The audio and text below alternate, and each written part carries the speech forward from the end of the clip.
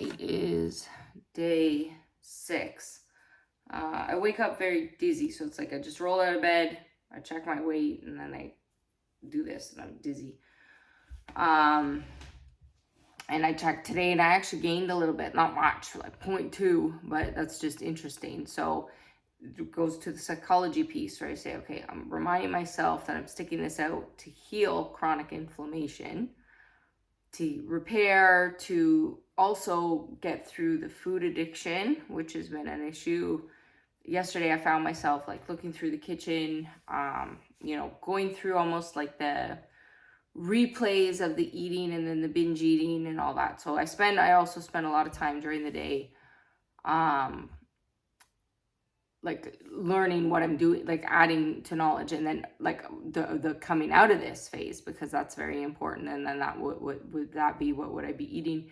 And even the next phase, I don't plan on, like said it, like see how long that can last, what I can do. So there's like the plan, and then the like mapping it out, because I do believe you have to visualize things to actually be successful, and also at the same time be open to the information you receive so that you can kind of work through things in your mind. It's like you have to free your mind, but you want to have also a plan so you're not just stuck. I am low energy, where it's so in doing things I am still like going and working on a computer a bit, trying to get other things in my life sorted out though, and like I said, taking the digital detox. So even though I'm working on a computer a bit, digital detox from social media or interactions with people, to do this. I told myself, okay, go for a walk. I felt myself very weak on a walk. I don't know what other people experience. I'm just like, so some people, if they're like, I'm hoping this turns around and I get more energy. I'm trying to be aware though too. Like if you were to just fast and sit, I actually saw something on David Blaine. He stayed in a box, right? And he was just fasting, and he did it for 40 days, and then he lost a lot of muscle because he's not moving. So I'm trying to be aware, okay, you got to move, you got to get the muscles going.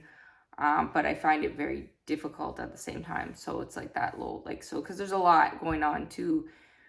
I have to look at my lifetime. I've had, massive candida overgrowth. I've had massive chronic pain, a massive, so I'm sure on the healing level. And just before this, so even though I was cleansing off, in the last couple of years, cleansing off medications, I went back, and just before I started this, I had a series of antibiotics, and then I was learning more about that, and I wish I didn't take them at all, but that's just the process that I was on and what it seems. So there's just a lot of different factors that are interesting.